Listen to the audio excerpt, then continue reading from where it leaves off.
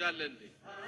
ማይወዳለ እንዴ? ሙእሚን ሆኖ ግን አንድ ነገር ልንገራችሁ፣ እኛ ለነብዩ ያለን ሁብ ተደምሮ የኡማው አንድ ሚዛን ቢቀመጥ ነብዩ አለይሂ ሰላቱ ወሰላም ለኡማቸው ያላቸው ፍቅር ውዴታ አንድ ሚዛን ላይ ቢቀመጥ የእሳቸው ሚዛን ይደፋል።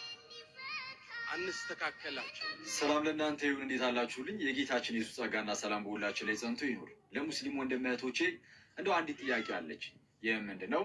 እኚህ የሙስሊም የእስልምና ኡስታዝ ወይም መምህር ሲናገሩ እንደሰማችኋቸው እንደው ሙሐመድን እንወዳቸዋለን እጅጉን፣ ግን ሙሐመድ ደግሞ ለእኛ ለአጠቃላይ ለኡማው ያላቸው ፍቅር ግን ከኛ ጋር ሲነጻጸር የኛ አጠቃላይ ለእርሳቸው ያለን መውደድ አንድ ሚዛን ላይ ተቀምጦ እሳቸው ሙሐመድ ግን ለአጠቃላይ ለእኛ ያላቸው ፍቅር ለብቻቸው አንዱ ሚዛን ላይ ቢወጣ አንስተካከላቸው የሚነሱ በጣም ይመዝናል ብለዋል።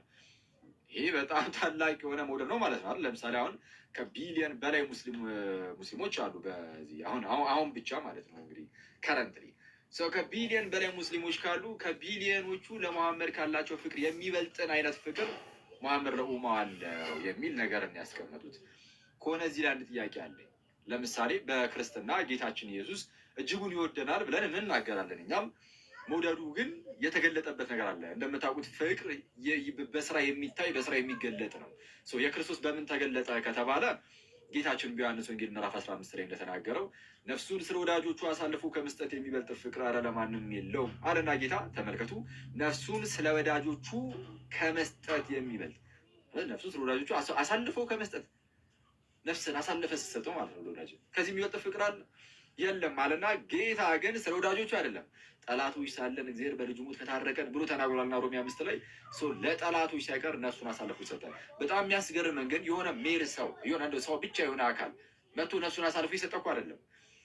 ልክ ፊልጵስዩስ ምዕራፍ 2 ከቁጥር 6 ጀምሮ እንደተነገረው በእግዚአብሔር መልክ ይኖር የነበረው እርሱ የባሪያን መልክ ያዘ ይላል። የባሪያን መልክ ምን አደረገ?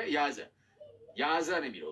ምክንያቱም አስቀድሞ በህልውና ደረጃ በእግዚአብሔር መልክ ሆኖ ይኖር ነበረ እና እርሱ የባሪያን መልክ ያዘ፣ ሰውነትን ስጋን ወይም የአብርሃምን ዘር ያዘ እና ራሱን አዋረደ፣ ራሱን ባዶ አደረገ፣ ያውም ለመስቀል ሞት እንኳ የታዘዘ ሆነ ተብሎ ተነገረለት።